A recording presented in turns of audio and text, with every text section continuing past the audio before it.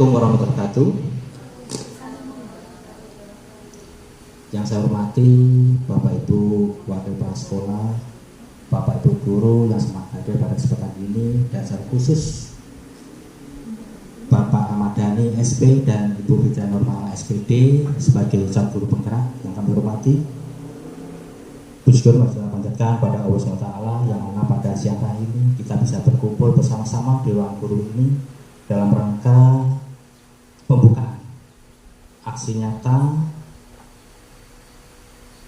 diseminasi budaya positif SMA Barat yang akan dipaparkan oleh para calon guru penggerak, yaitu Bapak Dhani dan Bu Fitria. Pesan ini Bapak Ibu sekalian, bahwa sesuai dengan visi misi SMA Barat, yang mana visi SMA Barat yaitu sekolah sebagai pusat pembiasaan berbudi luhur, peduli lingkungan, dan berdaya saing. Di sini poin ke-6, visi SMA kita adalah memberikan kesempatan Pak Ibu yang seluas-luasnya dalam rangka pengembangan karir, dan salah satunya adalah tentang adanya kegiatan guru penggerak. Perlu kita pahami sama Bapak Ibu bahwa tentang guru penggerak ini pada masa lalu itu sebenarnya identik dengan guru inti. Namun guru inti pada saat itu dia adalah dididik, dibimbing, ya, dalam rangka untuk menjadi guru profesional di bidang studinya masing-masing. Nah, untuk calon guru penggerak ini levelnya lebih luas sekup wawasannya, kegiatannya, karena di dalam calon guru penggerak ini orientasinya nanti bisa diorientasikan dalam rangka persiapan sebagai calon kepala sekolah. Oleh karena itu semua kegiatan-kegiatan yang nanti akan dipaparkan oleh para calon guru penggerak ini, kami minta sama-sama kita perhatikan, kita sikapi dengan baik, dan insya Allah nanti apa yang jadi ilmu para calon guru penggerak ini setelah lulus sebagai calon guru penggerak nanti diharapkan kami bisa mengimbaskan kepada Bapak Ibu guru semuanya. Ya, karena sebagai calon guru penggerak di sini pemahaman kami adalah pertama harus tergerak dulu, ya. Artinya Pak Dhani sama Bu Fitria sebagai calon penggerak harus tergerak. Nah, bagaimana di dalam program misalnya, di dalam kegiatan nyata, di dalam pembelajaran, ya, termasuk evaluasinya, ya, yang kami banyak kekurangan, setelah mendapat wawasan dalam pendidikan ini, dalam pelatihan ini, maka akan tergerak, termotivasi pada dirinya. Kemudian langkah berikutnya dia akan bergerak untuk melaksanakan kegiatan-kegiatan, dan insya Allah pada akhirnya nanti akan bisa memotivasi Bapak Ibu semuanya untuk menggerakkan bagaimana agar kegiatan ini yang pada akhirnya memajukan anak kita sebagai lulusan SMA Negeri 1 Barat yang diharapkan memiliki daya saing. Oleh karena itu pada kesempatan ini Bapak Ibu, dan adanya kegiatan desiminasi, ya, aksi nyata desiminasi budaya positif SMA Gigi Barat yang akan dipaparkan oleh Pak Dhani dan Bu Fitria. Pada kesempatan ini kami nyatakan dibuka. Demikian yang perlu kami sampaikan, dan singkatnya waktu nanti kepada Pak Dhani dan Bu Fitria secara bergantian silakan nanti disampaikan apa-apa yang telah dimiliki oleh berdua ini sebagai calon guru penggerak tentang kegiatan-kegiatan pelatihannya untuk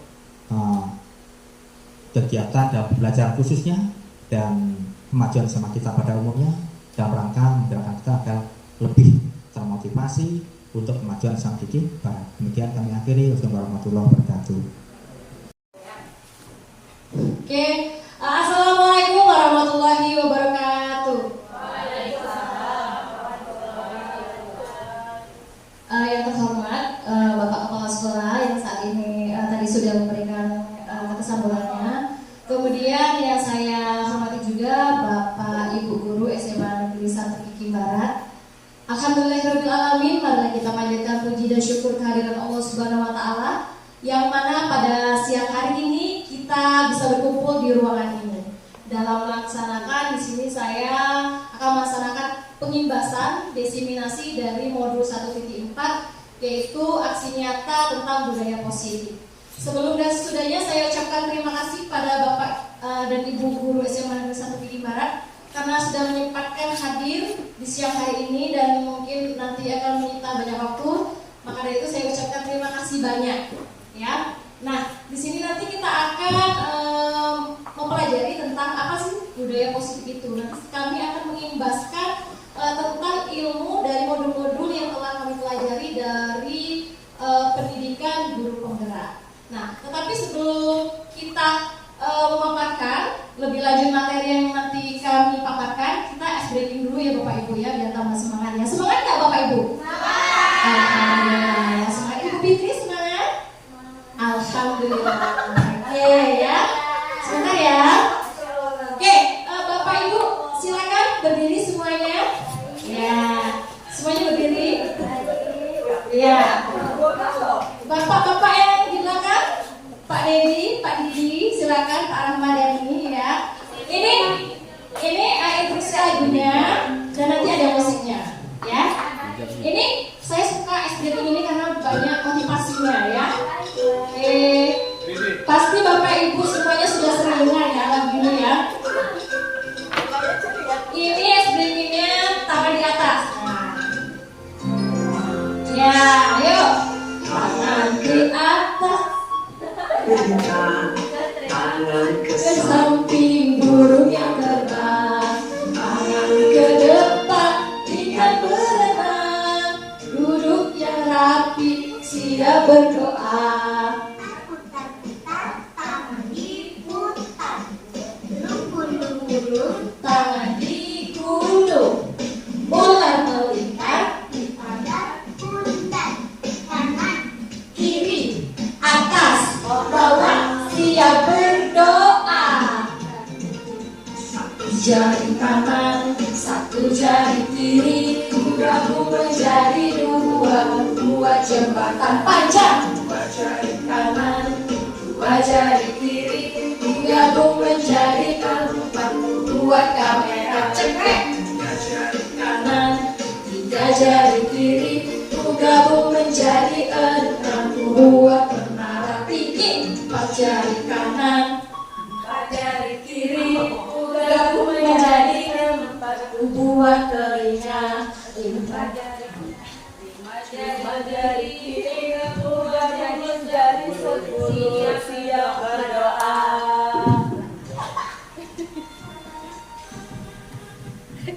Oke, terima kasih ya Bapak Ibu ya. Silakan duduk kembali ya. Oke, nggak apa-apa, kesalahan teknis sedikit. Ya, yang penting sudah semangat ya Bapak Ibu ya. Ya, alhamdulillah. Ya, soalnya kalau misalnya kita semangat, kita antusias, maka kita akan lebih fokus untuk mendengarkan materi. Ya, sebentar.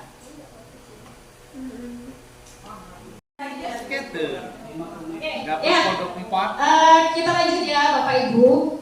Di sini saya akan memaparkan diseminasi aksi nyata modul 1.4 budaya positif. Ya, di sini saya sebagai CGP angkatan 11 dari SMA Negeri 1 Tinggi Barat yang difasilitatori oleh Dr. Andes Bapak Ami Jamani MPD dan PP-nya itu Ibu Mareta Ibrata Lia SPD.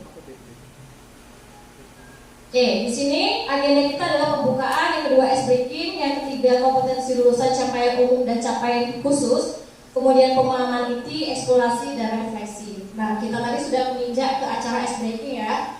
Berarti kita lanjut ke kompetensi lulusan modul 1.4. Modul ini diharapkan berkontribusi untuk mencapai kompetensi lulusan sebagai berikut. Yang pertama, guru penggerak memahami pentingnya mengetahui kebutuhan belajar dan lingkungan yang memfasilitasi seluruh individu di sekolah agar dapat meningkatkan kompetensinya secara aman dan nyaman. Yang kedua, guru penggerak mampu menggerakkan komunitas sekolah untuk bersama-sama mengembangkan dan mewujudkan visi sekolah yang berpihak pada murid dan berlandaskan nilai-nilai kebajikan universal. Nah, di sini ada capaian umum, ya. Tadi capaian khusus dan di sini ada capaian umum dari modul 1.4 ini. Yang pertama yaitu memahami konsep pendidikan menurut Ki Hajar Dewantara yang dihubungkan dengan konsep budaya dan lingkungan positif di sekolah yang berpihak pada murid. Yang kedua, melakukan evaluasi dan refleksi tentang praktik disiplin dalam pendidikan Indonesia secara umum untuk mendapatkan pemahaman baru mengenai konsep disiplin positif untuk menciptakan murid dengan profil pelajar Pancasila. Yang ketiga, memahami peran sebagai guru untuk membangun budaya positif dengan menerapkan konsep disiplin positif dalam berinteraksi dengan murid. Itu tadi ya capaiannya ya. Dan capaian khususnya yang pertama, mendemonstrasikan pemahaman CGP mengenai konsep budaya positif yang nanti akan kita laksanakan ya. Yang di dalamnya terdapat konsep perubahan paradigma stimulus, respon, dan teori kontrol. Yang ketiga, kemudian ada 3 teori motivasi perilaku manusia, yaitu ada motivasi internal dan eksternal. Kemudian ada keyakinan kelas, hukuman, dan penghargaan. Yang kelima, kebutuhan dasar manusia. Kemudian 5 posisi kontrol dan segitiga restitusi. Ya. Yang kedua, menerapkan strategi disiplin positif yang memerdekakan murid untuk menciptakan ekosistem yang sekolah yang aman dan berpihak pada anak. Yang ketiga, menyusun langkah-langkah dan strategi aksi yang nyata yang efektif dalam mewujudkan kolaborasi dengan seluruh pemangku kepentingan sekolah agar tercipta budaya positif yang dapat mengembangkan karakter murid. Dan yang terakhir, bersikap reflektif dan kritis terhadap budaya di sekolah dan senantiasa mengembangkan sesuai kebutuhan sosial dan emosional murid. Nah, sebelum kita beranjak ke materinya lebih dalam, sekarang ini ada pertanyaan pemantik ya. Nanti saya akan bertanya, silakan Bapak Ibu jawab setuju atau tidak setuju. Ya, soal pertama, hukuman dapat mendisiplinkan anak. Bagaimana Bapak Ibu, setuju atau tidak setuju? Ya, ada yang setuju dengan ada yang tidak setuju. Oke. Yang kedua, pemberian hukuman dengan hal positif seperti membaca atau membersihkan halaman sekolah dapat mendisiplinkan anak. Setuju atau tidak setuju? Setuju tidak? Ya, kita ulang. Pemberian hukuman dengan hal positif seperti membaca atau membersihkan halaman sekolah dapat meningkatkan disiplin anak. Gimana? Setuju atau tidak setuju? Setuju? Setuju. Oke. Yang ketiga, memberikan penghargaan dapat meningkatkan motivasi belajar anak. Setuju atau tidak setuju? Ya, tidak setuju ya. Oke, ada yang setuju dan ada yang tidak setuju ya. Kita bergeser. Nah, topik yang akan kita bahas yaitu disiplin positif dan nilai-nilai kebajikan universal. Kemudian teori motivasi, hukuman, penghargaan, dan restitusi. Kemudian keyakinan kelas. Kemudian kebutuhan dasar manusia dan dunia berkualitas. Yang selanjutnya restitusi atau 5 posisi kontrol. Yang terakhir adalah segitiga restitusi. Ya. Baik, kita menginjak acara yang pertama, pembelajaran 2.1 disiplin positif dan nilai-nilai kebajikan universal. Oke, di sini ada sebuah tangan ya, tangan yang dikepalkan ya. Di sini kita akan mengubah paradigma atau mindset kita ya. Ada A dan B, coba Bapak Ibu bayangkan ya. Ada A dan ada B, yang A itu kita, yang B itu teman kita ya. Sobeklah cari kertas kecil, tuliskan benda atau sesuatu yang sangat berharga untuk Anda ya. Letakkan di salah satu tangan Anda dan genggam benda tersebut dengan segala upaya dan daya ya. Kemudian buatlah sebuah kepalan. Nah, teman Anda itu yang posisinya B akan mencoba sekuat tenaga mengambil apa yang ada di kepalan tangan kita tadi ya, dengan berbagai cara untuk meminta Anda memberikan benda tersebut dengan membujuk, mengancam ya, berbagai cara ya, menghardik, merayu, menyuap atau apa saja yang agar dapat membuka kepala tangan tersebut. Nah, kira-kira apa yang terjadi ketika kita posisi di saat seperti itu? Kira-kira gimana Bu? Kalau Ibu di posisi seperti itu, Bu Fitri Herawati.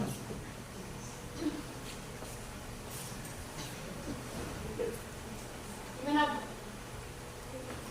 Baiklah, mungkin yang akan saya lakukan, saya tetap akan sebagai si A, saya akan tetap bertahan untuk mempertahankan apa yang sudah saya genggam, walaupun sudah dipaksa, dirayu, disuap, apapun itu, tetap akan berusaha. Jadi yang akan terjadi itu ada aksi tarik menarik, mungkin akan ada satu bentuk apa ya,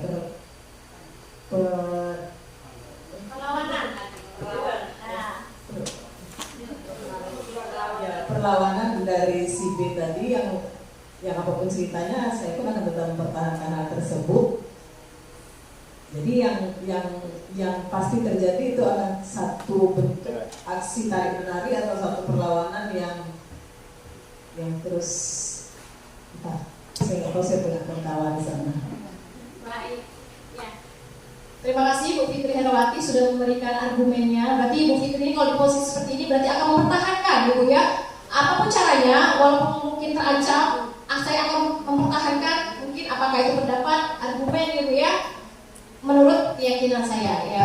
Dari Ibu Yen atau Ibu Febri ada yang memberikan argumen? Ya. Kalau menurut saya akan tetap mempertahankan apa yang saya miliki, tetapi ketika nyawa saya terancam, saya akan melepaskan itu, Bu. Ya, karena kondisinya kan. Ya, seperti itu. Terima kasih. Ya, bagus ya.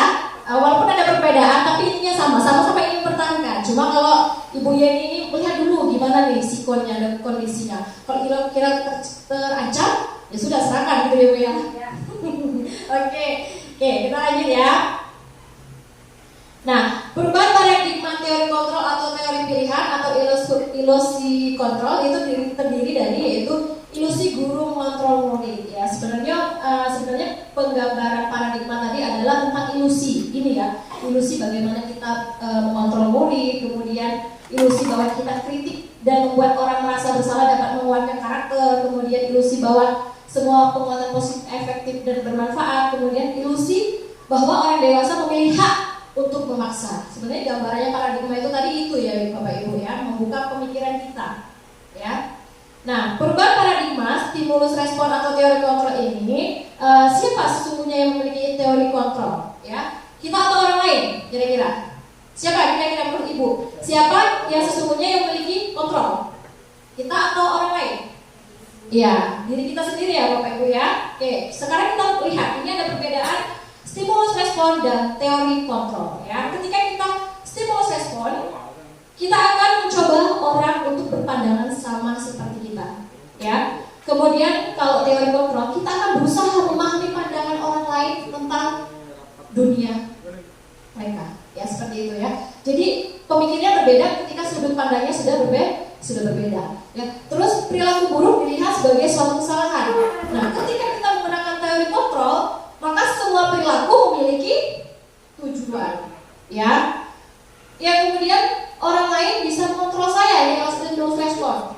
Kalau teori kontrol hanya Anda yang bisa mengontrol diri Anda. Berarti saya yang bisa mengontrol saya sendiri, bukan orang lain ya. Sedangkan kalau respon orang lain ya katanya ya. Kemudian saya bisa mengontrol orang lain, tapi Anda tidak bisa mengontrol orang lain di teori kontrol ya. Kemudian di stimulus respon ada lagi pemaksaan ada pada saat rujukan gagal. Teori kontrolnya kolaborasi dan konsensus menciptakan pilihan-pilihan baru. Dan di stimulus respon model berpikir menang atau kalah ya. Kita sering di saat kita mengikuti kegiatan apapun kita berpikir aduh gimana nih kalau kita kalah, ya gimana nih kalau kita menang. Ya kalau kalah malu ya pastinya. Nah, ketika di teori kontrol kita berpikir menang. Ketika kita berpikir menang berarti artinya kita berpikir selalu positif ya, itu. Nah, sekarang kita masuk ke disiplin ya. Apa makna disiplin? Ya, disiplin berasal dari bahasa Latin disciplina yang artinya belajar. Kemudian makna asal dari kata ini berkonotasi dengan disiplin dari murid-murid Socrates dan Plato. Disiplin diri membuat orang menggali potensi menuju sebuah tujuan apa yang dihargai. Kemudian, namun dalam budaya kita, makna kata disiplin telah berubah menjadi sesuatu yang dilakukan seseorang pada orang lain. Untuk mendapatkan kepatuhan, kecenderungan umum adalah menghubungkan kata disiplin dengan ketidaknyamanan, bukan dengan apa yang kita hargai atau pencapaian suatu namanya disiplin memang agak lumayan berat ya Bu ya. Oke, kemudian kita lanjut ke nilai-nilai kebajikan universal. Di sini nilai-nilai kebajikan adalah sifat-sifat positif manusia yang merupakan tujuan mulia yang ingin dicapai oleh setiap individu. Nilai-nilai tersebut bersifat universal dan lintas bahasa, suku, bangsa, agama maupun latar belakangnya. Setiap perilaku perbuatan memiliki suatu tujuan. Ya, menurut Dr. William Blazer pada teori kontrol 1984. Berarti apapun perilaku atau perbuatan yang dilakukan oleh kita, apalagi siswa itu memiliki sebenarnya suatu tujuan, entah itu tujuan positif atau negatif. Ya. Kemudian kedua, dengan mengaitkan nilai kebajikan yang dia yakini seseorang, maka motivasi intrinsiknya akan terbangun sehingga menggerakkan motivasi dari dalam diri untuk mencapai tujuan mulia yang diinginkan. Nah, di sini ada nilai-nilai kebajikan yang ingin dicapai oleh setiap anak Indonesia. Ya, kita kenal dengan profil pelajar Pancasila. Ya, sesuai dengan kurikulum Merdeka kita, itu yang paling identik itu adalah profil pelajar Pancasila. Apa sih kira-kira isi profil pelajar Pancasila itu, apa saja elemennya? Ini kita bisa lihat. Yang pertama, beriman dan bertakwa kepada Tuhan Yang Maha Esa dan berakhlak mulia. Ya, artinya siswa itu yang paling utama adalah hubungan siswa dengan yang kuasa. Kemudian dia mandiri, bernalar kritis, berkebinekaan global, bergotong royong, dan kreatif. Ya.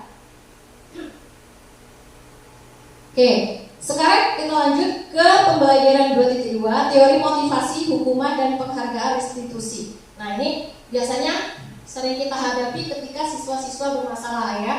Karena di sini saya sebagai guru piket dan Bapak Ibu mungkin kan ada yang guru piket, ini pasti akan sering menemui hal-hal ini ya. Nah, teori motivasi perilaku manusia yang pertama yaitu untuk menghindari ketidaknyamanan atau hukuman. Apa yang akan terjadi apabila saya tidak melakukannya? Itu masuk dalam motivasi eksternal ya. Kemudian yang kedua, untuk mendapatkan imbalan dari orang lain atau intuisi, apa yang akan saya dapatkan apabila saya melakukannya? Itu adalah motivasi yang tumbuh dari luar diri anak ya, masuk dalam motivasi eksternal. Kemudian untuk menghargai diri sendiri, artinya diri kita sendiri ya, berarti ya. Saya akan menjadi orang seperti apa bila saya melakukannya? Ya, itu masuk dalam motivasi internal atau tujuan dari disiplin positif. Itu.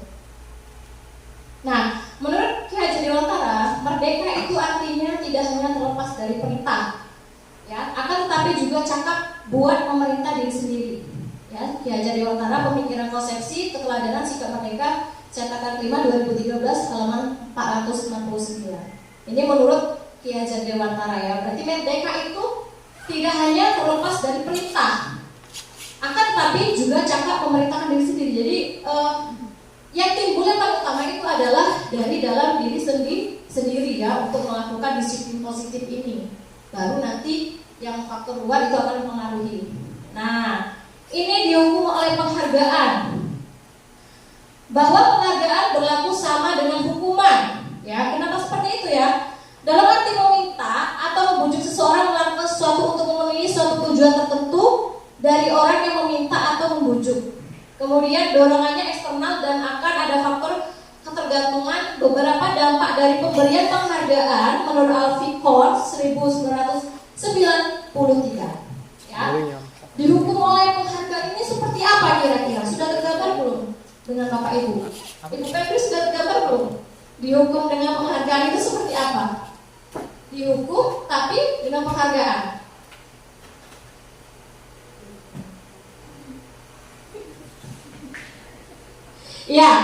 Ya mungkin ada yang sudah paham kira-kira Bapak Ibu? Ya, oke, dihukum dengan penghargaan ya. Ibu Yeni bisa menambahkan apa? Hukuman yang seperti itu memberi sifat yang positif. Yang memberikan sifat positif. Oke, ini kita lihat ya. Di sini ada pengaruhnya jangka pendek dan jangka panjang. Kemudian penghargaan menghukum, penghargaan mengurangi ketepatan, ya, penghargaan tidak efektif dan penghargaan yang bisa merusak hubungan. Ya, nanti kita lanjut ya. Seperti apa sih maksudnya? Nah, dihukum oleh penghargaan. Ternyata dihukum oleh penghargaan ini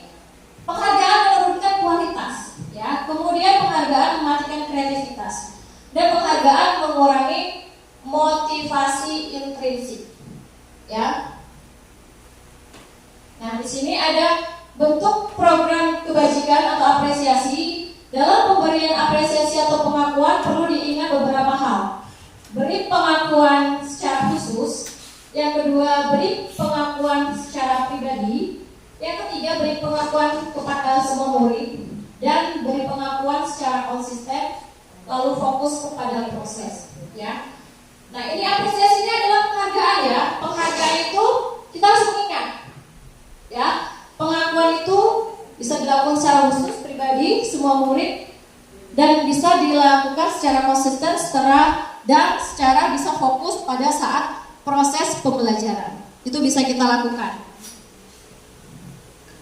Nah, bagaimana contoh pengakuan atau apresiasi kebajikan? Ya, misalnya ini ada pembuka. Kemarin saya memperhatikan. Nah, ketika kita mengucapkan kemarin ibu perhatikan kamu ini sering tidur ya nak ya. Nah, itu di situ akan timbul nilai kebajikannya. Apa nilai kebajikannya? Rasa empati yang sangat besar. Ya. Nah, pada saat itu situasi murid akan merasa apa? Menolong murid baru di kelas, situasinya pada saat menolong murid baru di kelas kita. Ya. Kemudian saya menghargai. Nilai kebajikan yang akan timbul itu adalah kepedulian. Ya. Situasinya pada saat kamu membantu teman-temanmu di tugas kelompok, ya. Dan yang terakhir itu ada terima kasih untuk, ya. Terima kasih ini adalah ungkapan suatu apresiasi, ya. Terima kasih untuk segala mungkin sesuatu yang telah dibantu oleh teman kita tadi, ya. Nah, nilai kebajikan yang akan timbul di sini adalah rasa tanggung jawab, ya. Situasinya pada saat kamu memungut kertas-kertas yang ada di sekitar kelas, ya. Nah, mari kita perhatikan di sini. Saya ingin bertanya, ini termasuk hukuman atau konsekuensi ya? Ada beberapa kalimat. Yang pertama, mencatat 100 kali di dalam buku kalimat saya tidak akan terlambat lagi karena terlambat ke sekolah. Kira-kira menurut Ibu Febri ini hukuman atau konsekuensi, Bu? Hukuman. Kenapa, Bu? Ada imbas balik dari situ. Kalau sudah ingat saya tidak akan terlambat lagi, kemungkinan untuk besok bisa tidak terlambat lagi. Oke, kita lanjut ya. Yang kedua, lari mengelilingi lapangan basket 2 kali karena terlambat hadir di sekolah. Ini termasuk hukuman atau konsekuensi, Ibu Depi? Hukuman mungkin. Hukuman. Oke.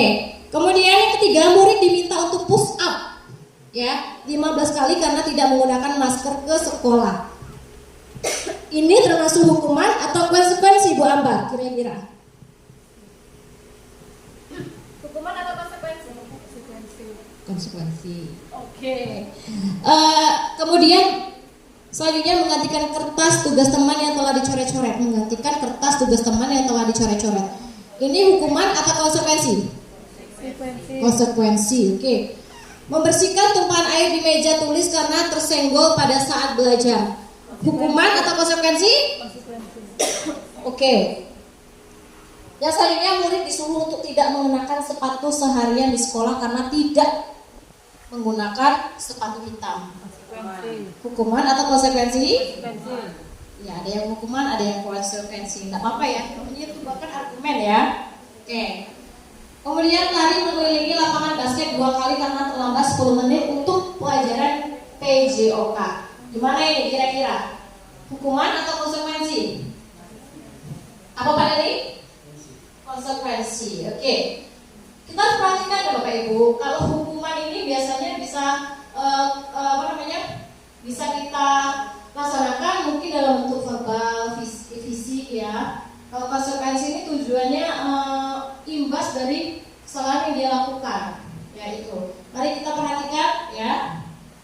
Oke, nah silakan disimak ini hasilnya ya. Yang mana kira-kira yang sudah tepat dan belum tepat ya. Ternyata mencatat 100 sekali dalam buku kalimat itu saya tidak akan terlambat lagi karena terlambat ke sekolah itu termasuk hukuman. Ya, hukuman. Kemudian lari mengelilingi lapangan basket 2 kali terlambat, itu hukuman. Ya, karena berbentuk fisik ya. Kemudian murid diminta push up, itu termasuk hukuman. Kemudian menggantikan kertas, ya karena dia kenapa menggantikan? Karena dia telah mencoret tugas temannya, itu masuk konsekuensi ya, karena memang dia salah. Ya. Kemudian bersinar tumpahan air di meja tulis karena tersenggol pada saat belajar, itu masuk dalam konsekuensi. Dan murid disuruh untuk tidak mengenakan sepatu hitam, itu termasuk hukuman. Dan lari mengelilingi lapangan basket 2 kali karena terlambat 10 menit ya, itu termasuk konsekuensi. Oke, kita perhatikan apa bedanya hukuman dengan konsekuensi ya.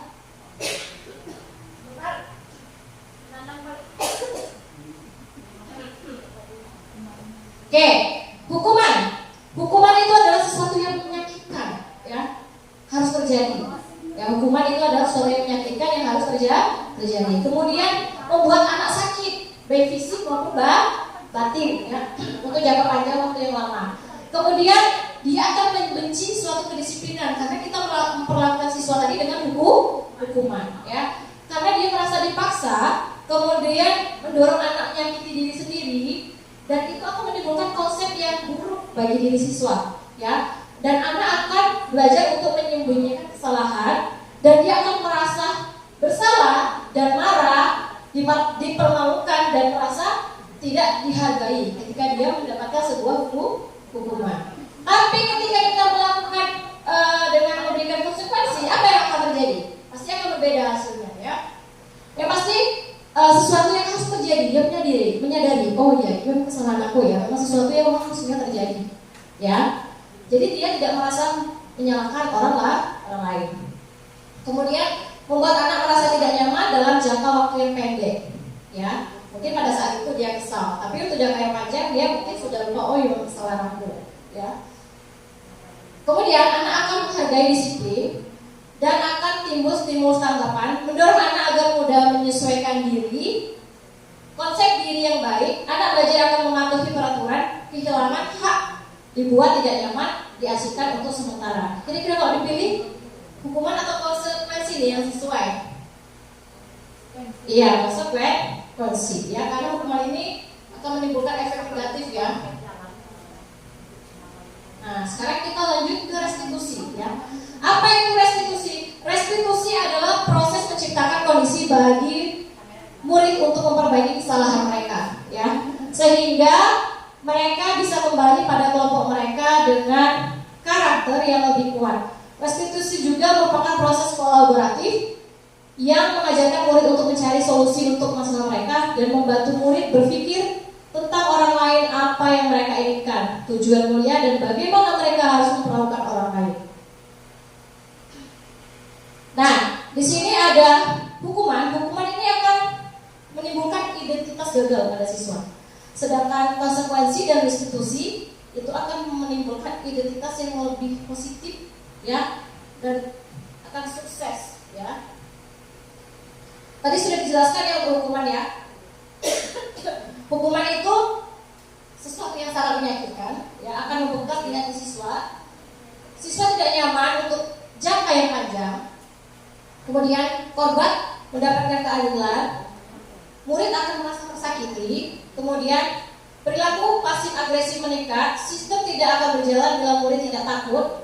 Kemudian berlaku hanya pada sebuah institusi, tidak berlanjut pada kehidupan nyata. Peraturannya kamu adalah harus ini. Jadi kita memaksa, ya. Kemudian murid atau anak akan membenci suatu peraturan, ya. Itu. Kalau kita menerapkan hukuman, ya. Bagaimana kalau kita menerapkan konsekuensi? Tadi sudah juga dibacakan ya. Pastinya dia akan tidak nyaman untuk tidak nyaman jangka panjang, jangka pendek. Kemudian korban bisa diabaikan, murid atau anak dibuat tidak nyaman. Penguatan hanya bertahan dalam jangka waktu pendek, memerlukan monitoring, supervisi, kemudian membantu penerapan mengikuti peraturan dalam masyarakat. Apa peraturannya? Mampukah kamu melakukannya? Terima kasih. Ya, itu akan lebih mendingan ya dibandingkan yang lain. Kemudian murid atau anak menghormati peraturan. Itu timbulnya akan netral. Ya. Kemudian kalau di restitusi ini merupakan pilihan, ya. Yang kemudian menguatkan untuk murid dalam jangka waktu panjang. Yang ketiga, korban mendapatkan ganti. Yang selanjutnya murid atau anak mendapatkan penguatan atau masalah terpecahkan. Dan murid belajar bertanggung jawab untuk berlakunya, fokus pada pemecahan masalah dan jangka waktu yang panjang. Kemudian apa yang kamu yakini dan apa yang bisa kamu lakukan untuk memperbaiki masalah ini. Kemudian murid atau anak menghormati dirinya dan orang lain. Ini akan menimbulkan dampak yang positif, ya. Jadi itu bedanya ya. Nah, ciri-ciri restitusi ya. Yang pertama, bukan untuk menebus sebuah kesalahan, ya, namun untuk belajar dari kesalahan. Itu. Kemudian memperbaiki hubungan. Yang ketiga, tawaran atau bukan paksaan. Yang kemudian menuntun untuk melihat ke dalam diri. Yang kelima, mencari kebutuhan dasar yang mendasari tindakan. Yang keenam adalah cara yang paling baik ya di antara hukuman, konsekuensi atau restitusi. Ya, inilah yang paling baik yang bisa kita lakukan, restitusi. Ya. Yang ketujuh, pada karakter bukan tindakan. Yang delapan, fokus pada solusi. Yang kesembilan, mengembalikan murid yang berbuat salah pada kelompoknya. Ya. Kira-kira nanti kita lihat ya bagaimana restitusi itu ya. Restitusi itu adalah seperti kita berbicara dari hati ke hati kepada anak. Ya, dengan memahami apa alasannya, kemudian solusinya, bagaimana cara memperbaikinya. Nah, itu termasuk merestitusi. Ya, kalau konsekuensi itu masih ada ya seperti imbas ya. Misalnya tadi tidak mengerjakan merobek tugas siswa, dia harus mengganti ya. Sedangkan kalau hukuman lebih lagi ya fisik dengan verbal ya, itu. Kemudian pembelajaran ketiga, keyakinan kelas. Nah, mengapa tidak peraturan saja? Mengapa harus keyakinan? Ya, mengapa harus keyakinan kelas? Yang pertama, mengapa kita memiliki peraturan harus menggunakan helm bila mengendarai kendaraan roda 2? Ya. Mengapa kita memiliki peraturan harus menggunakan helm bila mengendarai kendaraan roda 2? Kenapa, Bu? Iya, yang pertama untuk keselamatan. Yang kedua, memang sudah aturan dari kepolisian ya, kita harus menggunakan helm ya bila berkendara. Kemudian mengapa kita memiliki peraturan 3M, menggunakan masker, mencuci tangan, dan menjaga jarak 1,5 meter. Kenapa? Untuk apa tujuannya? Iya, agar tidak tertular dari virus ya. Kemudian mengapa kita memiliki peraturan harus datang tepat waktu pada saat mengikuti pelatihan? Mengapa? Iya, karena itu adalah peraturan kedisiplinan yang harus memang dijalankan oleh semua orang ya. Nah, untuk mendukung motivasi intrinsik, kembali ke nilai-nilai keyakinan, lebih menggerakkan seseorang dibandingkan mengikuti serangkaian peraturan-peraturan. Ya. Nah, di sini ada budaya positif, ya seperti lingkaran, ada peraturan kelas, keyakinan kelas, lingkungan positif, dan baru budaya positif. Lanjut. Nah, di sini yang mana merupakan keyakinan kelas dan mengapa? Ya, keyakinan kelas ini keyakinan yang ditimbulkan yang ada di dalam kelas. Ya, seperti apa keyakinan kelas itu? Misalnya yang telah disepakati pastinya dengan anak-anak yang ada di kelas ya. Keyakinan kelas yang sudah disepakati dengan anak-anak yang ada di kelas ya. Nah, di sini kesepakatan kelas yang biasa guru-guru tuliskan itu ada kalau di kelas itu ada ditempel ya Bu ya, di dinding ya. Seperti misalnya saling menyayangi ya, saling menghargai ya, semangat belajar, peduli kepada teman-teman, itu termasuk keyakinan kelas. Nah, itu jangan sampai dilanggar. Itu keyakinan yang sudah siswa buat sendiri ya. Ketika dilanggar nanti kita akan bisa melakukan apa? Kita lakukan dengan cara restitusi tadi ya Bu ya, cara menanggapinya. Jangan kita melakukan dengan cara hukuman, itu akan membangkitkan jangka yang panjang, trauma yang panjang. Jadi kita bisa melakukan dengan cara restitusi ya. Kemudian nah ini ada kegiatan pendalaman keyakinan bersamaan dengan tabel T dan tabel Y ya. Hormat. Kami meyakini bahwa sangat penting untuk menghormati semua orang dan barang milik orang lain. Kemudian bekerja, kami meyakini bahwa sangat penting untuk mengerjakan segala pekerjaan atau mengikuti kegiatan yang telah ditugaskan. Kemudian yang selanjutnya diterima dan dimiliki. Kami meyakini bahwa sangat penting untuk merasa diterima pada suatu kelompok dan saling peduli satu sama lainnya. Ya. Oke, kita lanjut.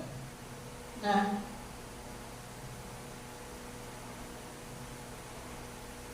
oke. Di sini ada peraturan. Nah, saya ingin bertanya nanti di dalam peraturan. Selalu kembalikan buku kepada tempatnya. Kira-kira keyakinan kelas apa yang timbul dari ketika siswa mengembalikan buku kepada tempatnya? Keyakinan kelas apa yang timbul? Apa? Ibu Pasda? Apa? Keyakinan kelas apa? Misalnya kan seperti ini. Dia membantu temannya, artinya itu keyakinan kelasnya itu adalah menghargai, ya, itu seperti itu. Nah, ketika dia mengembalikan buku kepada tempatnya, kira-kira keyakinan kelas apa yang ditimbulkan? Disiplin, oke. Yang kedua, dilarang mengganggu orang lain. Apa keyakinan kelas yang ingin diterapkan itu? Dilarang mengganggu orang lain. Toleransi, oke. Hadir sekolah 15 menit sebelum pembelajaran. Apa keyakinan kelas? Disiplin, ya. Dilarang melakukan kekerasan. Itu termasuk apa? Saling menghargai, ya. Dilarang menggunakan narkoba. Masuk keyakinan kelas yang apa? Dilarang menggunakan narkoba. Masuk dalam keyakinan kelas apa nih? Mentaati aturan. Kemudian bergantian atau menunggu giliran, antri maksudnya, teratur. Apa? Disiplin. Ada ada yang toleransi, ada yang disiplin, ya. Oke. Selanjutnya menggunakan masker. Masuk dalam disiplin. Oke, tidak apa-apa ya. Oke, gunakan masker aturan ya Bu ya. Ini ya, itu sekolah kita ada ya, saya. Disiplin. Oke, disiplin diri sendiri. Oke, yang terakhir, jangan berlari di kelas atau koridor. Apa itu Bapak Ibu? Keyakinan kelas apa yang ditimbulkan? Menghargai katanya. Oke, kita lihat. Ya, ini jawaban yang benar ya. Iya, keyakinan kelas semuanya ya. Tidak apa-apa Bu, namanya kita belajar kan. Nanti berarti kalau wali kelasnya bisa menerapkan ini di kelasnya ya. Selalu mengembalikan buku di tempatnya, itu membentuk rasa tanggung jawab. Ya, dilarang mengganggu orang lain, artinya itu membentuk karakter menghormati orang lain. Hadir 15 menit sebelum pelajaran dimulai, menghormati orang lain. Dilarang melakukan kekerasan termasuk keselamatan ya, dan menghormati orang lain. Kemudian dilarang menggunakan narkoba, itu masuk kesehatan. Ya, bergantian atau menunggu giliran adalah menghormati orang lain, keyakinannya. Menggunakan masker termasuk kesehatan Bu ya. Jadi siswa kita yang menggunakan masker itu termasuk bentuk kesehatan ya, dan keselamatan ya, gitu. Kemudian jangan berlari di kelas atau koridor, itu masuk keselamatan dan keamanan ya. Kemudian pembelajaran 4, kebutuhan dasar manusia dan dunia berkualitas. Nah, di sini kita harus menyadari Bapak Ibu, terkadang ada anak yang nakal ya, kita harus memahami dulu nih. Mungkin ada kebutuhan dasar manusia yang tidak terpenuhi ya. Terkadang kita kan hanya menyalahkan siswa, kamu ini, tapi kita tidak tahu di latar belakang siswa itu apa yang terjadi. Nah, makanya kita harus melihat dulu kebutuhan dasar manusia itu ada apa saja ya. Ada rasa kasih sayang dan rasa diterima, penguasaan, kesenangan dan kebebasan. Ya mungkin di sekolah dia bigal, mungkin di belakang latar belakang keluarganya dia terdiri dari mungkin dia kurang kasih sayang, dia tinggal dengan neneknya atau kakeknya ya, makanya dia terkadang melakukan kesalahan yang seperti meminta perhatian ya, seperti itu. Nah, di sini yang terakhir adalah posisi kontrol ya. 5 posisi kontrol. Nah, kita sebagai guru itu punya posisi Bapak Ibu. Ya, posisi apa? Ada penghukum, pembuat rasa bersalah, teman, pemantau, dan manajer. Nah, kira-kira yang sering kita lakukan di sekolah itu yang mana? Saya tanya dulu, yang mana yang sudah kita lakukan di sekolah ini? Sering yang mana nih? Poin yang mana? Penghukum, pembuat rasa bersalah, teman, pemantau, atau manajer? Yang mana Ibu Erni kira-kira? Oh, Ibu Erni penghukum dengan teman. Oke, kalau Ibu Ian manajer, subhanallah ya. Oke, alhamdulillah ya. Itu memang yang diharapkan dari pendidikan ya Bapak Ibu ya. Iya, oke. Kalau Ibu Susi apa ya? Sudah masuk dalam kira-kira aku nih masuk ke posisi ini loh. Penghukum. Oke ya. Jadi kalau ada siswa yang salah langsung kasih hukuman gitu Bu ya. Oke. Nah, kita harus mengetahui dulu ya Bu ya. Apa sih posisi-posisi tersebut ya? Penghukum. Ya, ternyata penghukum ini Bapak Ibu menimbulkan dampak yang negatif bagi siswa. Ya. Karena kenapa? Ketika kita menghukum, yang akan kita lakukan ya, yaitu menghadik, menunjuk-nunjuk, ya, menyakiti dan menyindir. Benar nggak Bapak Ibu? Nah, ya ada ya pasti ya. Pasti diri kita ini juga tidak terlepas dari itu ya, penghukum. Karena mungkin terkadang emosi ya. Nah, kalau lagi emosi Bu ya, nah, menunjuk-nunjuk kamu ini, ya nggak Bu Febri? Iya, apalagi kalau adanya nggak jujur ya. Yang seperti iya, Febri sangat sabar. Posisi manajer berarti. Oke, sabar ini di rumah Bu. Oke. Selanjutnya, kemudian guru itu akan sering berkata seperti ini. Kalau kamu itu tidak melakukannya, awas ya. Nah, jadi mengancam, ya, mengancam. Rasakan, ya. Seperti misalnya ada siswa yang kehilangan uang ya. Awas sama ya. Nanti saya laporkan ke polisi ya. Seperti itu ya. Itu. Oke. Kemudian hasil ya. Hasilnya siswa itu akan memberontak, ya. Memberontak, oke, menyalahkan orang lain dan berbohong, ya. Kemudian kaitan dengan dunia berkualitas, murid akan meletakkan guru di luar dunia berkualitas, dan murid akan berkata biarkan saja, nanti juga marah-marah lagi. Ya, namanya sering marah tadi ya. Gitu. Kemudian dampak pada murid yaitu mengulangi kesalahannya lagi. Dia akan terus melakukan, mengulangi dan terus akan mengulangi kesalahan tersebut, ya. Oke. Ketika kita mengambil posisi pembuat rasa bersalah, beda lagi Bu. Ya, apa yang dirasakannya? Guru akan mencemooh, ya. Berceramah dan akan mengatakan seharusnya kamu tuh ini. Ibu ini kecewa dengan kamu, ya. Itu adalah pembuat rasa bersalah. Ketika kita mengatakan ibu ini kecewa dengan kamu, dia akan menunggu, ya. Masa baca? Iya, siswa sering menangis ya waktu itu Ibu Depi ya, Bu, gitu kan. Padahal terkadang kita itu kan pengen tahu ya kejujuran dia ya.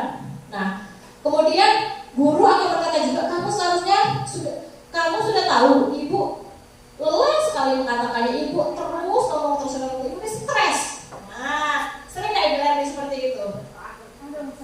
Iya. Alhamdulillah. Iya. Ya berarti kalau lagi stres seperti itu banyak-banyak istighfar berarti ibunya kita ya. Menghadapi siswa ya, subhanallah, Allahu Akbar. Masya Allah. Oke, hasil.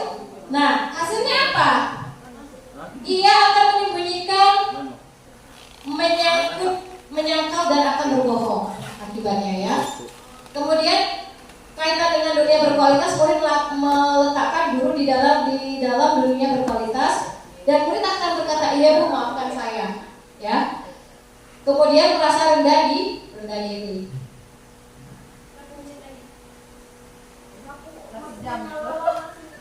Oke.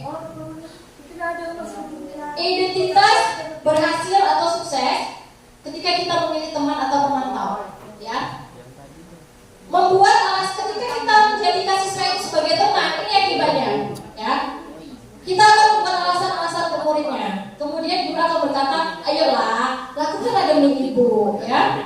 Ya, masa kamu tidak mau sih? Ingat, ibu pernah bantu kamu loh. Pernah tidak Bapak Ibu? Lakukan lakukan anak demi ibu, ya demi ibu, ya. Nah itu berarti kita menjadikan sebagai, ya lomba pernah ya, lakukanlah demi ibu, ya, itu. Kemudian dia akan menimbulkan apa hasilnya? Tergantung, karena merasa teman tadi dengan gurunya ya, siswanya akan tergantung. Tolonglah bu, misalnya ada kasus, dia akan tidak sungkan-sungkan minta tolong kepada kita, karena kita dianggap sebagai teman, ya, itu. Kemudian murid meletakkan guru diri sebagai orang yang sangat penting di dunia berkualitas, karena kita punya peran penting, makanya dia merasa dekat dengan kita, ya, ada kepentingan yang akan dia dapatkan.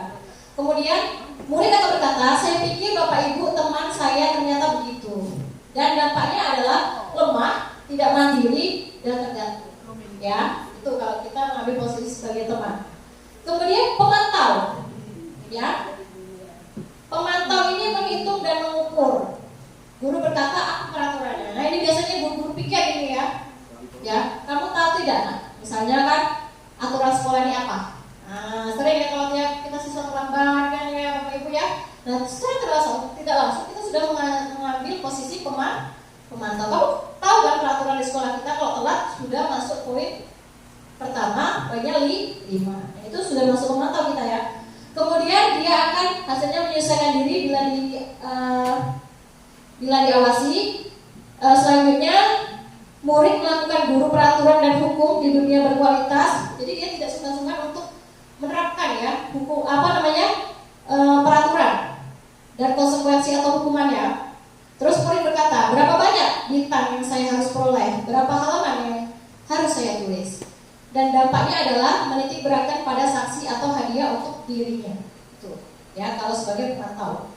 Kemudian yang terakhir adalah manajer. Nah ini manajer ya, tadi ngomongin ini katanya ya posisi manajer ya bang ya, bagus keren kok ya.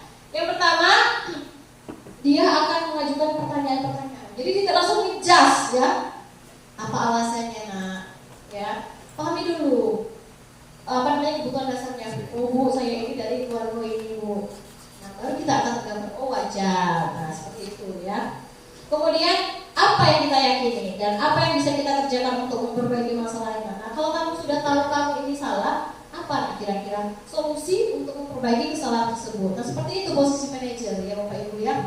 Jadi dia lebih tetap menyesuaikan peraturan dan tetap masih mematuhi peraturan dan tetap melakukan tindakan restitusi. Kemudian menguatkan pribadi, kemudian mulai meletakkan dirinya sebagai individu yang positif dalam dunia berkualitas. Kemudian bagaimana cara saya bisa memperbaiki keadaan, dan dampaknya adalah mengevaluasi diri bagaimana cara memperbaiki diri.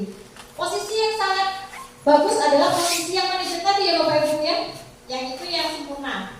Ya tapi terkadang kita kan manusia tidak ada yang sempurna ya. Terkadang kita sebagai pembuat rasa bersalah, terkadang sebagai pemantau, terkadang sebagai penghukum. Tapi idealnya sebagai posisi sebagai manajer. Ya. Mudah-mudahan nanti setelah ini akan banyak posisi-posisi manajer yang diambil oleh bapak ibu kemarin. Ya, oke. Pertanyaan-pertanyaan. Saya kecewa sekali dengan kamu. Nah itu akan menimbulkan apa? Rasa bersalah. Kamu tidak pernah benar melakukannya, itu akan menimbulkan penghukum. Kemudian ayolah lakukanlah demi ibu, itu masuk dalam posisi teori kontrol sebagai teman. Apakah kamu mau mendapatkan stiker bintang hari ini sebagai pemantau ya? Kemudian bagaimana kamu bisa menyelesaikan masalah ini, itu masuk ke dalam manajer. Kalau manajer ini banyak lebih solusinya ya terhadap kesalahan yang dilakukannya. Kemudian kamu selalu yang paling terakhir, itu masuk dalam penghukum, ya. Nah di sini adalah bergerak antara peraturan, pemantau, konsekuensi atau hadiah, nilai-nilai manajer dan memperbaikinya, ya. Nah yang terakhir ini adalah segitiga restitusi. Nah ini yang tadi saya bicarakan bu, kita cara menyelesaikan masalah kita bisa menggunakan segitiga restitusi. Yang pertama kita memvalidasi dulu kebutuhannya apa. Ya, kemudian menstabilkan identitas dulu, memvalidasi, baru menanyakan keyakinan. Ya, bu, menstabilkan identitas itu seperti apa? Ya, kita katakan, misalnya ini kesalahan, ya, si Andi misalnya, kata si Andi, kenapa kamu berantem dengan teman kamu? Ya, ibu tahu kamu setiap manusia itu tidak pernah lepas dari rasa bersalah, ya. Nah, bukan kamu saja yang pernah berantem, nak. Jadi kita menstabilkan identitas dia dulu, ya. Kemudian setelah menstabilkan baru memvalidasi, ya. Apa sih alasan kamu berantem, nak? Oh, ternyata mungkin buku saya diambil, ya, oleh teman atau diganggu belajarnya, ya. Setelah tahu alasannya, baru kalian kita mengungkapkan nilai apa, nilai keyakinan apa yang telah kita langgar, nilai menghormati orang lain misalnya, ya. Baru kemudian kita menanyakan solusi apa yang kira-kira bisa memecahkan masalah tersebut. Jadi dia bertahap, ya, pertanyaannya Bapak Ibu, ya. Yang pertama dengan menstabilkan, yang kedua dengan validasi, yang ketiga menanyakan keyakinan, ya. Oke. Bisa juga ini kalimatnya, ya. Guru berkata berbuat salah itu adalah hal yang manusiawi, tidak ada manusia yang sempurna. Bapak Ibu juga buat salah. Kita pasti bisa menyelesaikan permasalahan ini, ya, Nak, ya. Ya, Bapak Ibu ini lebih tertarik untuk menyelesaikan masalah. Di sini kita secara tidak langsung sudah menstabilkan identitas siswa, ya. Kemudian ketika kita memvalidasi, apa yang bisa kita katakan? Kamu bisa saja kan melakukan hal yang buruk, tapi kamu tidak melakukannya. Dan kira-kira apa alasan kamu melakukannya? Jadi kita sudah melakukan validasi kebutuhan, ya. Apa motivasinya dia melakukan tersebut. Baru yang terakhir menanyakan keyakinan. Apa nilai yang kita percaya di kelas atau di sekolah kita, ya, itu. Oke.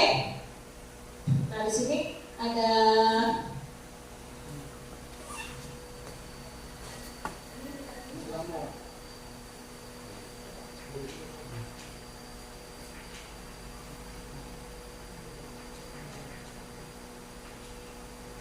ya, di sini ada disiplin positif, ya. Tadi sudah dijelaskan dari awal, ya. Dari kontrol atau teori pilihan, ya.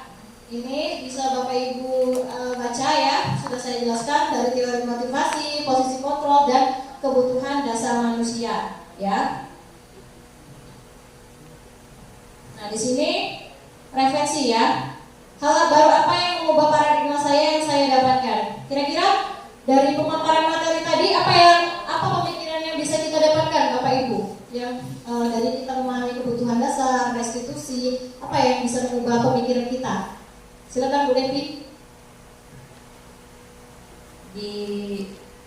Mungkin di pembelajaran ini yang saya dapatkan, menurut saya pribadi, itu tentang karakter.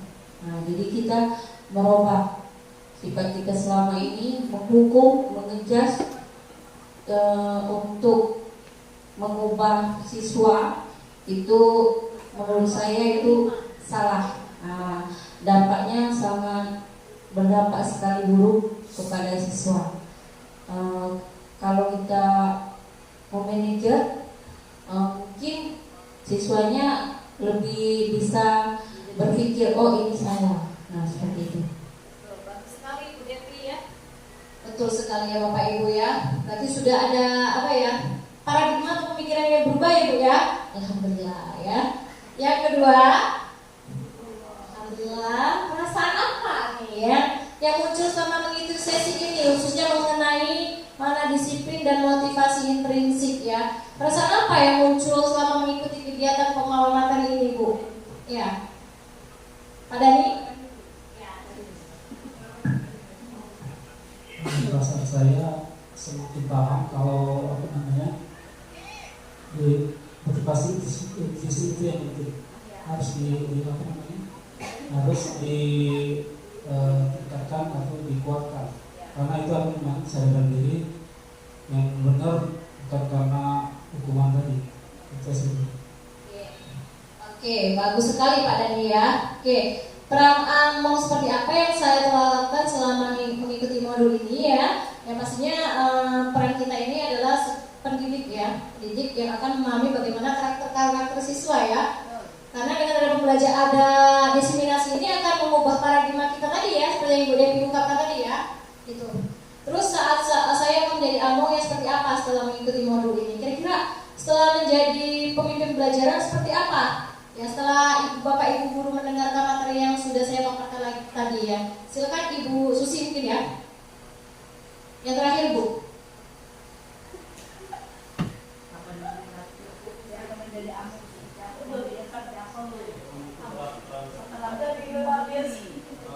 Ya, saya menjadi pendidikan seperti apa nih setelah mengikuti modul 1.4 nih. Tadi kan sudah dijelaskan restitusi ya, kemudian motivasi perilaku kemanusiaan, disiplin positif. Nah, apa nih kira-kira yang akan dilakukan untuk perubahan yang lebih baik?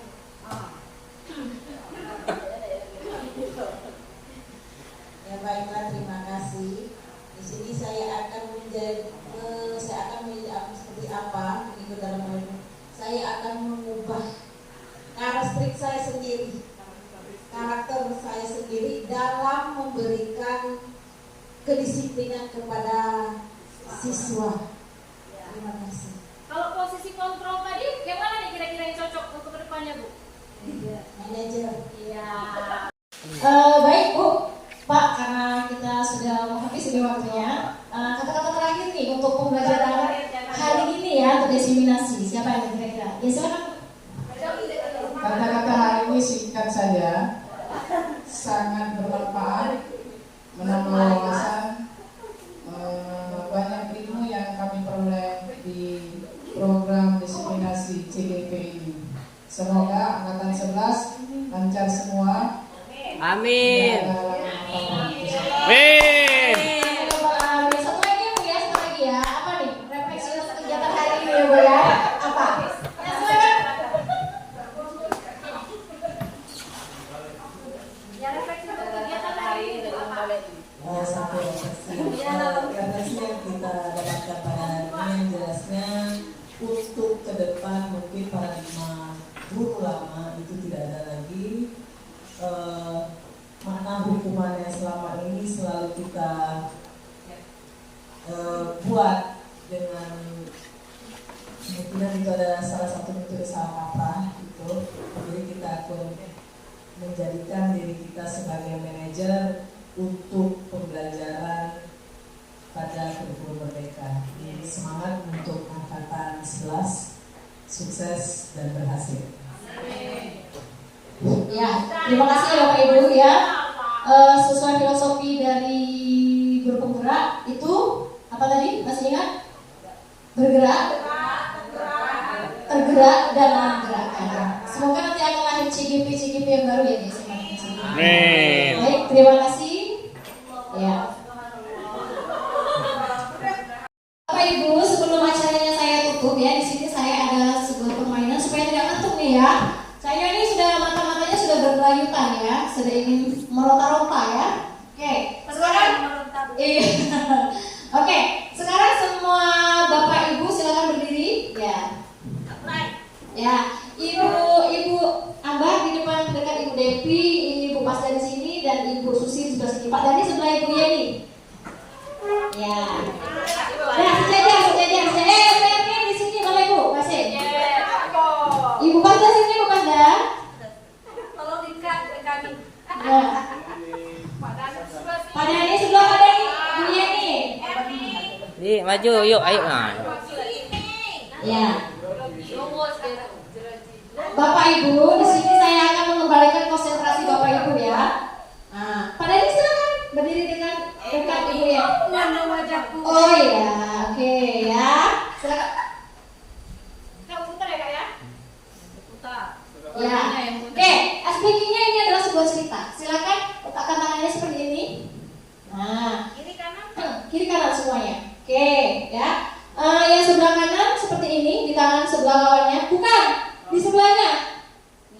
Ibu Pasda seperti ini. Nah, ya. Nah, Ibu Eni ke sini. Nah. Oke. Yang Ibu. Nah, yang ya kan? Pas gak? Pas ya? Oke. Ini adalah sebuah cerita. Tugas Bapak Ibu nanti fokus ya. Kalau seandainya saya menyebutkan hari ya, ingat hari, maka Bapak Ibu tugasnya untuk memegang tangan lawan kalian. Berarti misalnya hari. Nah, langsung dibuka. Ini harus Oke, paham? Ngerti? Ya. Oke. Pada suatu hari, belum. Maaf, saya salah. Di atas dulu ya. Oke. Ya, maaf, saya yang salah dulu. Ya, hari ya. Oke. Harimau aja lah, dosa hari. Harimau. Ya, harimau. Pada suatu hari di sebuah perkampungan desa, ya, sabar ya, harimau. Ya, ada sebuah rumah penduduk di mana pada hari itu ya,